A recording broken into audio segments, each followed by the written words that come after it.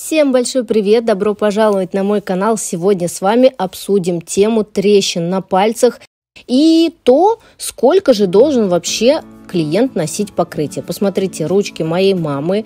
И, кстати, здесь такой цвет не очень-то приятный. Вы ни за что не поверите, от чего он. Это не отмывается, не оттирается. Это все из-за сезона гранатов.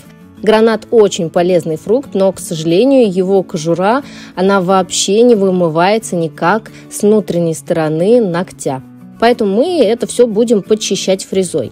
Так вот, история сейчас о том, что кто-то из моих клиентов носит ногти по 6 недель и ничего с ними не случается. Вот вообще ничегошеньки. И все это не зависит от формы.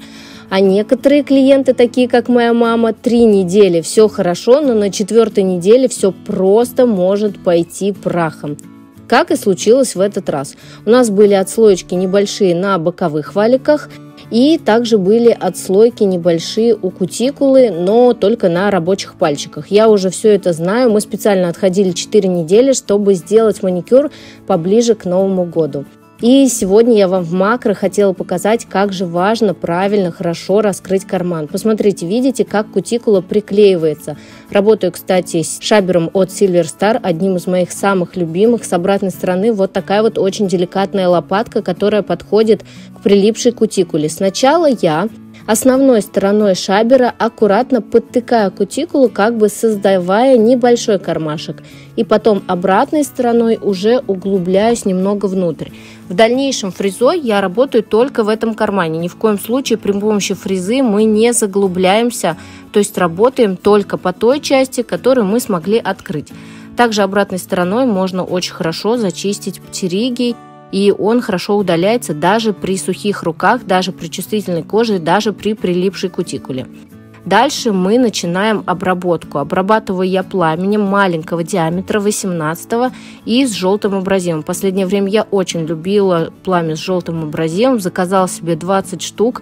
Недавно была акция, и поэтому в последнее время я им пользуюсь все чаще и чаще. Здесь мне пришлось очень серьезно и очень долго поработать с боковыми валиками, так как у моей мамы всегда трескается кожа зимой, что мы только уже не пробовали.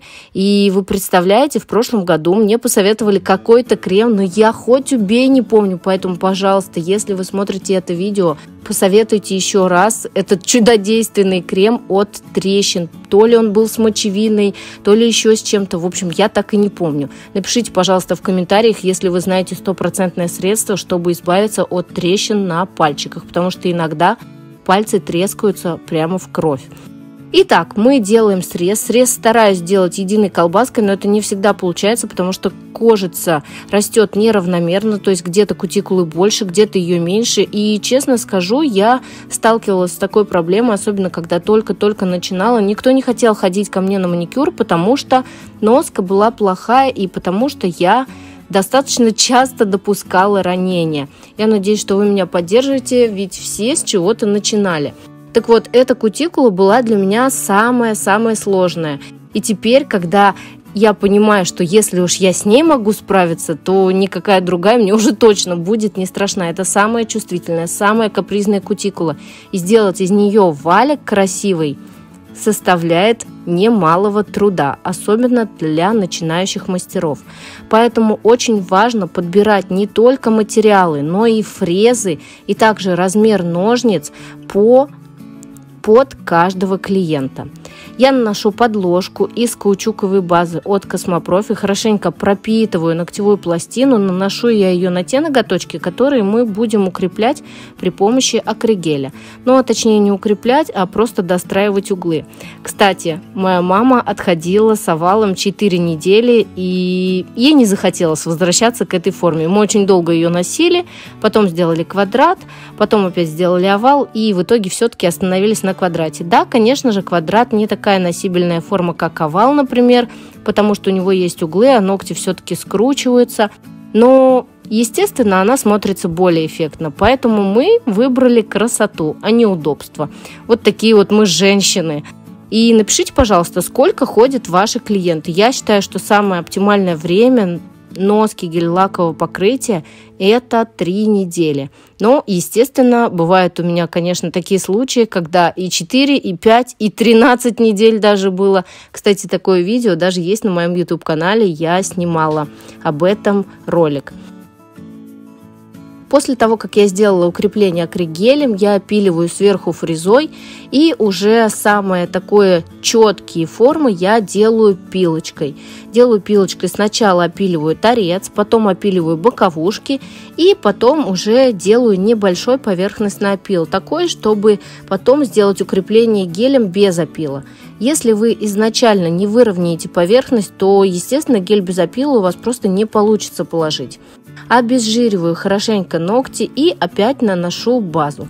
Кстати, когда я работаю базой из флакона и работаю ей в качестве подложки, я всегда наношу сначала из кисточки, то есть кисточкой из флакона, а потом уже втираю именно плоской кистью. Почему я делаю именно так? Когда вы так наносите, у вас нет никакого лишнего дополнительного материала. Подложка ваша тонкая и не создает дополнительной толщины. Снимаю липкий слой, можно, кстати, этого и не делать. Гели от Космопрофи хорошие и носятся они тоже очень хорошо. Работать будем сегодня с вами прозрачным гелем. Он средней вязкости, отлично самовыравнивается и практически не печет в лампе. Есть незначительный тепловой эффект, но опять-таки же все зависит от чувствительности вас и, конечно же, ваших клиентов. Все это сугубо индивидуально. Гель достаточно быстро полимеризуется, и он полимеризуется как в лампах, так и в LED-лампах, что, конечно же, не может не радовать. Помогая себе тонкой кисточкой в боковых выровнять, ставлю обязательно капельку, прокручиваю ее и выравниваю полностью весь ноготок. Такое выравнивание, благодаря консистенции, не занимает больше времени, чем работа с базой. Поэтому, в принципе, я считаю, что крепкие, здоровые ногти, еще и к тому же быстро это все сделать. Вообще, я в последнее время работаю только на гелях.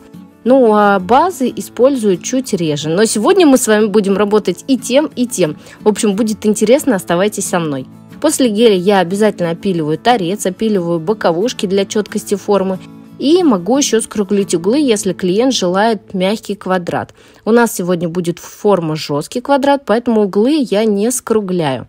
Если вдруг вы опилите мягкий квадрат до того, как выложите гель, то, скорее всего, у вас могут быть отслойки именно с торца. Обращайте на это внимание. Выпиливаю толщину, потому что у нас было укрепление, и также выпиливаю лишний акригель там, где мы достраивали стенки. Цветом 369 от Космопрофи, он у нас сегодня будет в качестве основного фона. Очень красивый цвет, такой синий-фиолетовый, глубокий. И вообще, кстати, сейчас в моде все оттенки фиолетового. И фиолетовый цвет назвали цветом года 2022. Поэтому, мне кажется, просто грех было не воспользоваться этим цветом и не придумать какой-то дизайн именно с ним.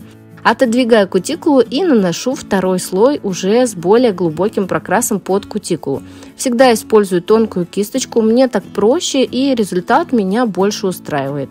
Дальше я замешала шестигранники с базой и выкладываю их очень плотненько у кутикулы на тех ногтях, где у нас будет дизайн. Те ногти, которые у меня без дизайна, я буду просто покрывать топом.